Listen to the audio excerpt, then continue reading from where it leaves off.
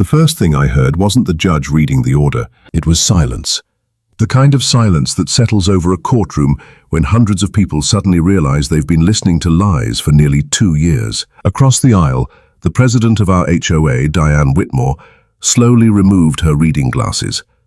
Her hands were trembling so badly they slipped from her fingers and clattered onto the polished wooden table. Outside the courthouse windows, television cameras were already gathering. Inside, nobody moved. Not the attorneys, not the reporters, not even the sheriff's deputies standing against the wall. Every eye in that courtroom turned toward the massive aerial photograph projected onto the screen behind the witness stand. 27 towering oak trees. Gone. The image switched. My property, now surrounded by a solid 25-foot steel wall stretching nearly 400 feet along the golf course. Another click. The final image appeared. A county survey layered over satellite photos, engineering permits, HOA emails, and internal messages nobody was ever supposed to see. Someone behind me whispered, "They're finished." My attorney leaned closer. "Don't react," he murmured. I wasn't worried about reacting. I was trying to breathe, because only 18 months earlier, I had stood in that exact spot on my land, staring at fresh tree stumps where my grandfather's oaks had stood for nearly 70 years. I could still smell the sawdust, still hear the chainsaws, still remember Diane standing beside expensive golf carts with a satisfied smile. They were blocking the premium view, she told me without an ounce of regret. "You should be thanking us. Property values will increase," I had warned her. "I never gave anyone permission to step onto my land," she laughed. "According to our attorneys, this entire tree line falls under HOA Landscape Authority." That sentence changed my life, because it wasn't just false, it was illegal. And by the time she finally understood how wrong she was, crews hired by my own construction company were welding together the last sections of a 25-foot steel wall that completely erased the championship golf course view her board had sacrificed my trees to protect. The courtroom doors suddenly burst open. A deputy hurried inside carrying a thick envelope stamped with the seal of the county prosecutor. He walked straight toward the judge. Everything changed the moment the judge opened it. "My name is Ethan Mercer. I'm 39 years old, and I own a structural steel fabrication company just outside Franklin, Tennessee. Most people assume that because I build warehouses, bridges, and industrial facilities, I'm always looking for the next big project. The truth is, my favorite place has never been a construction site. It's been my family's land. My grandfather bought the 12-acre property in 1956, long before luxury homes and manicured fairways surrounded it. He planted a line of towering white oaks along the western edge with his own hands. As a kid, I'd spend entire summers beneath those trees, building tree houses, fishing in the pond, and listening to stories about how real wealth wasn't measured in money. It was measured by what you left behind. When he passed the property to me, I promised myself I'd never sell it. The neighborhood around me changed anyway. What had once been rolling farmland slowly transformed into an upscale subdivision wrapped around an exclusive golf course.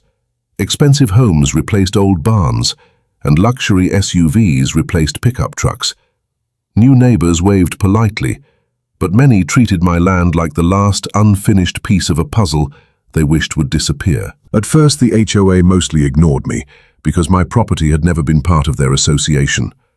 I paid no HOA dues, signed no agreements, and answered only to county regulations. Then little things started happening. Bright orange survey flags appeared just inside my fence one morning. A week later, someone spray-painted small blue markings on several of my oak trees. I washed the paint off, assuming it was some kind of mistake. Then one afternoon, while drinking coffee on my porch, I spotted 2 men in reflective safety vests walking through my tree line with measuring wheels and clipboards. When I asked what they were doing, they exchanged uneasy looks. One finally answered, "We're just following the work order, sir." "What work order?" He hesitated.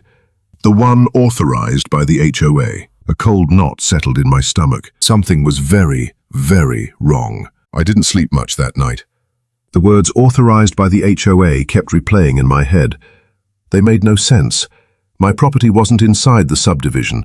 I'd confirmed that countless times over the years, whenever a new HOA board tried introducing themselves with brochures and membership packets I never asked for. The next morning, I drove straight to the entrance of Fairway Estates. The HOA office overlooked the 18th green, a modern brick building with oversized windows that framed the golf course like a postcard. Inside, the receptionist gave me a practiced smile. "Can I help you? I'd like to speak with Diane Whitmore." A few minutes later, Diane stepped out of her office wearing a tailored navy blazer and a smile that felt more rehearsed than friendly. "Mr. Mercer," she said, "what brings you here?" "I found survey crews on my land yesterday." Her expression didn't change. "They're preparing for a landscaping improvement." "My land isn't your landscaping project." She folded her arms. "The tree line negatively impacts the premium golf course view for dozens of homeowners." I stared at her. "That's unfortunate. It affects property values." "I still don't see how that's my problem." Her smile disappeared. "We've already approved the work." "You approved work on land you don't own." She slid a folder across the table. "Our legal consultants have determined that the Western Landscape Corridor falls under HOA Maintenance Authority." I opened it. There were maps, highlighted lines, and pages of legal language. None of it carried my signature. None of it transferred ownership. I closed the folder and pushed it back toward her. "Your consultants are wrong." She leaned forward. "Mr. Mercer, cooperation would be appreciated." "You don't need my cooperation." "What do you mean?" "You need my permission." The room went quiet. Her vice president, Mark Ellis, who had been standing silently by the window, finally spoke. "You've become difficult." "No," I replied. "I'm protecting private property." Mark smirked. "You really want to fight an HOA with nearly 400 members? If those 400 members think they own my land?" "Absolutely." Diane's voice hardened. "If you interfere with scheduled improvements, you'll be responsible for the resulting costs." I laughed once, unable to believe what I was hearing. "You can't bill me for refusing to let you trespass." She stood, signaling the meeting was over. "We'll let our attorneys handle this." "So will I." I walked out feeling angry, but still convinced common sense would prevail. I was wrong. 3 mornings later, the scream of chainsaws ripped through the quiet before sunrise. I ran outside. Beyond my fence stood a convoy of logging trucks, heavy equipment, and nearly a dozen contractors already cutting into my grandfather's oak trees. I vaulted the fence, shouting, "Stop!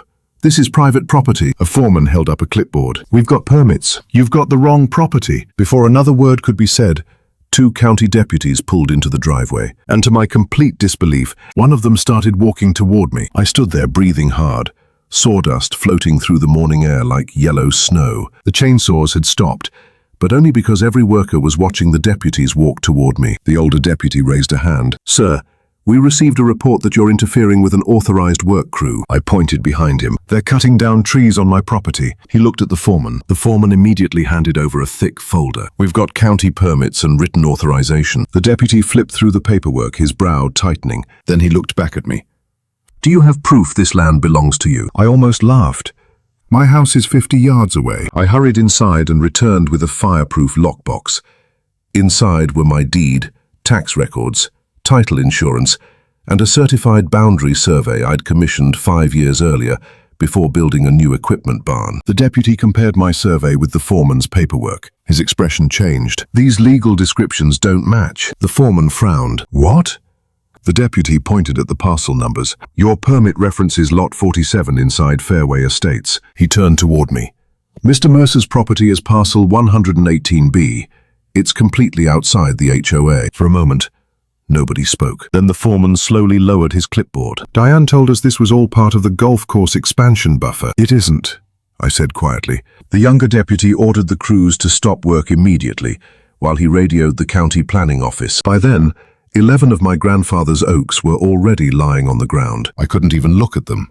Instead, I stared at the fresh stumps, each one wider than a dining table. Nearly 70 years of growth, gone in less than 2 hours. That afternoon, I met Rebecca Lawson, a property rights attorney recommended by a longtime family friend. She listened without interrupting as I spread photographs, surveys, permits, and county maps across her conference table. When I finished, she remained silent for several seconds. Finally, she asked one question. "Did anyone from the HOA ever contact you in writing before the crews entered?" "They sent letters asking me to cooperate with neighborhood beautification." "Anything else?" I remembered an email Diane had sent weeks earlier. It ended with a sentence that had seemed almost ridiculous at the time. "Resistance will only delay improvements that have already been approved." Rebecca's eyes narrowed as she read it. Interesting. She reached for her phone. "I know someone in the county recorder's office." 2 days later, she called me with a tone I'd never heard before. "Ethan, I think we just found out how they did this." "What do you mean?" "The permits submitted to the county doesn't match the copy the contractors were carrying. I felt my stomach drop. You're saying someone changed it? Rebecca took a slow breath. I'm saying the original county file appears to have been altered after it was approved. I stared at Rebecca across her desk, waiting for her to tell me I'd misunderstood. Instead, she slid 2 permit applications side by side. They look identical at first, she said. I leaned closer. The county seal matched. The application number matched. Even the approval date matched. Then she pointed to the legal description. Read this line. On the original county copy, the work authorization covered a narrow strip of HOA-owned landscaping bordering the golf course. On the contractor's copy, that same line had been replaced with a completely different parcel number, mine. I looked up in disbelief. Someone swapped the property description. Rebecca nodded. And they did it after the county approved the permit. That's forgery. Potentially several crimes, she replied. Forgery, filing false documents, unauthorized timber removal, civil trespass. Maybe more, depending on who knew about it. For the first time since my trees had been cut down, I felt something other than anger. I felt hope. Rebecca immediately subpoenaed emails, board meeting minutes, contractor communications, and phone records. Within weeks, boxes of documents began arriving at her office. Most of them were routine. Then we found the email. It had been sent 6 weeks before the logging crews entered my property. From Diane Whitmore to Mark Ellis and 3 board members. The subject line read, Golf Course Visibility Project. Rebecca silently handed me the printed email. Halfway down the page was a sentence that made my jaw tighten. If we wait for Mercer to cooperate, this project will never happen. We'll handle the paperwork afterward. There was another reply from Mark. The contractors only need permits in hand. They won't question parcel numbers. Rebecca looked at me. This isn't just negligence anymore. Before I could answer, my phone buzzed. It was an unknown number, I answered. A calm male voice spoke. Mr. Mercer, who's this? You've made some very influential people uncomfortable. I stayed silent. It would be unfortunate if your steel fabrication contracts suddenly disappeared. You threatening me? I'm suggesting you settle. The line went dead. Over the next 10 days, the pressure intensified. Anonymous online posts accused me of destroying neighborhood property values. Someone dumped piles of broken branches across my driveway. A drone hovered over my backyard almost every evening. Then local social media exploded, with edited photos claiming I planned to build an industrial fortress beside the golf course. Ironically, that rumor gave me an idea. I called my lead structural engineer. How tall can we legally build a privacy wall under county code? He checked the zoning regulations. With the right engineering and permits, 25 feet. I smiled for the first time in months. If they wanted a better golf course view, badly enough to destroy my trees. I looked out at the empty horizon, where those oaks had once stood. Then they're going to learn exactly what the view looks like without them. While Rebecca finalized our lawsuit, my engineering team began drafting plans for a massive 25-foot steel privacy wall, completely legal, entirely on my property, and impossible to ignore. The HOA had no idea what was coming, and neither did the judge who would soon decide both our futures. The courthouse was already overflowing when I arrived. News vans lined the street. Reporters clustered outside the entrance, microphones in hand, while homeowners from Fairway Estates whispered among themselves. Word had spread far beyond our county. What began as a dispute over a row of trees had become a story about property rights, abuse of authority, and whether an HOA could simply ignore the law when it suited them. Rebecca adjusted her briefcase and looked at me. Nervous? I've been ready for this day since I saw the first stump. She gave a small nod. Then let's finish it. Inside the courtroom, Diane Whitmore sat confidently beside the HOA's attorney. She barely looked at me. Mark Ellis kept tapping his pen against the table, though the forced smile on his face was gone. When the judge entered, the room immediately fell silent. The HOA's attorney stood first.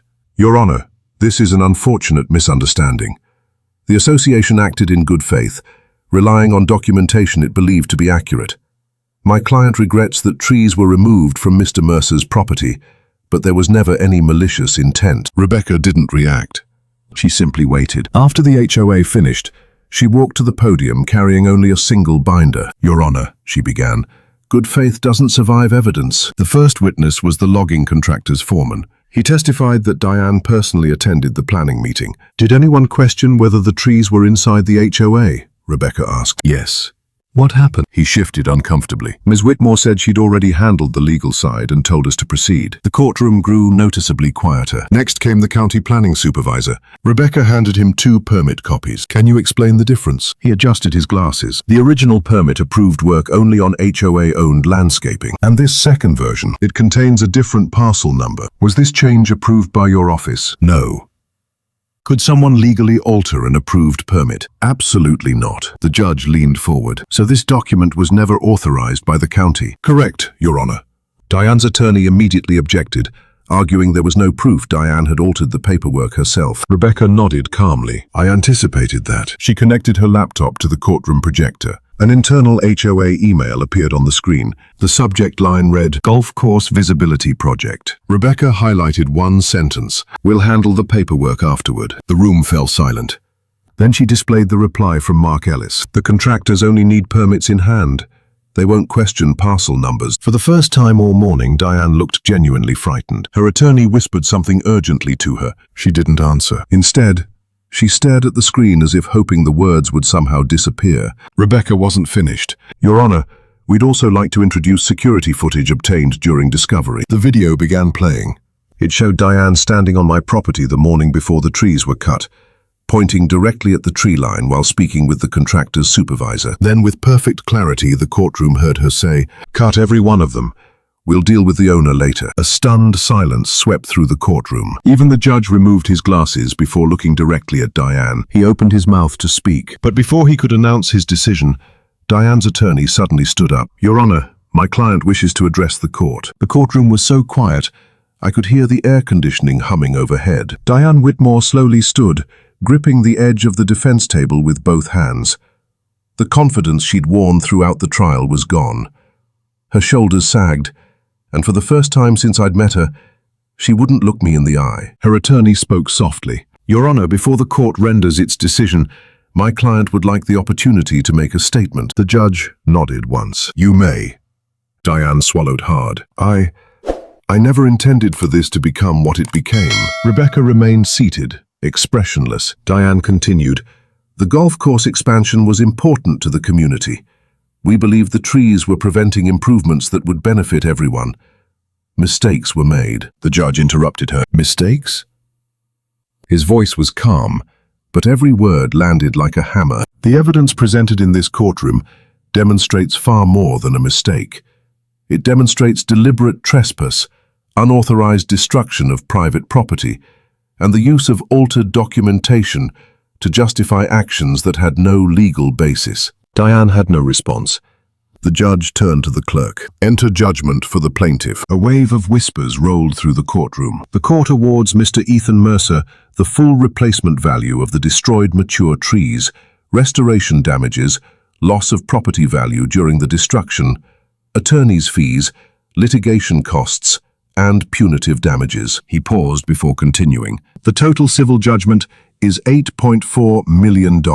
Gasps echoed through the gallery, but the judge wasn't finished. The court further orders that the HOA shall have no authority over Mr. Mercer's property, shall cease all contact except through legal counsel regarding matters related to this case, and shall issue a written public retraction acknowledging that Mr. Mercer was never subject to HOA governance. Then he looked directly at Diane. As for the altered permit and related evidence, this court is referring the entire record to the district attorney for criminal review. Diane's face went completely pale. Across the room, Mark Ellis buried his head in his hands. Outside the courthouse, reporters rushed toward the steps as news of the verdict spread within minutes. The headlines practically wrote themselves. HOA ordered to pay millions after illegal tree removal. Over the following months, Fairway Estates descended into chaos. Homeowners voted to remove the entire HOA board. Several board members resigned before the internal investigation concluded. Insurance refused to cover much of the judgment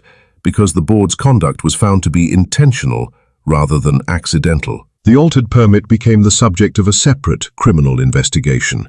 As for me, I finally finished what I'd started. Every permit was approved. Every inspection passed. Within weeks, my construction crews erected the massive 25-foot steel privacy wall exactly along my property line. It was engineered to the highest safety standards, completely compliant with county regulations, and tall enough that golfers could no longer see a single inch of my property. Ironically, the very view Diane had destroyed my trees to improve disappeared forever. The first evening I stood beside that wall, I rested my hand against the cool steel and looked toward the place where my grandfather's oaks had once stood. Justice couldn't bring those trees back, but it proved something even more important. No amount of money, influence, or HOA authority puts anyone above the law. Nearly a year has passed since the judge signed the final order. The steel wall still stands exactly where it was built. Some people call it excessive, others call it legendary. To me, it's neither. It's simply a reminder that boundaries exist for a reason, and that protecting what's legally yours is never something you should apologize for. The hardest part wasn't winning the lawsuit. It was accepting that the trees my grandfather planted with his own hands would never return. This spring, my family and I planted 27 new oak saplings along another part of the property. They'll take decades to reach the size of the originals, but that's the point. Real legacies aren't built overnight. They're built one generation at a time. Looking back, I learned that bullies often count on people giving up because the fight seems too expensive, too stressful, or too overwhelming. But facts matter, records matter, and when you stand your ground with the truth on your side, even the most powerful people can be held accountable. If you've ever dealt with an HOA, a property dispute, or someone who thought they could ignore your rights, I'd genuinely love to hear your story. What would you have done if someone had illegally cut down your trees for their own benefit? If you enjoyed this story, don't forget to like the video, subscribe to the channel, and turn on notifications so you never miss another gripping property rights and HOA story. Thank you for watching, for spending your time with me, and for being part of this community. Until next time, stand your ground, protect what's yours, and never let anyone convince you that doing the right thing isn't worth the fight.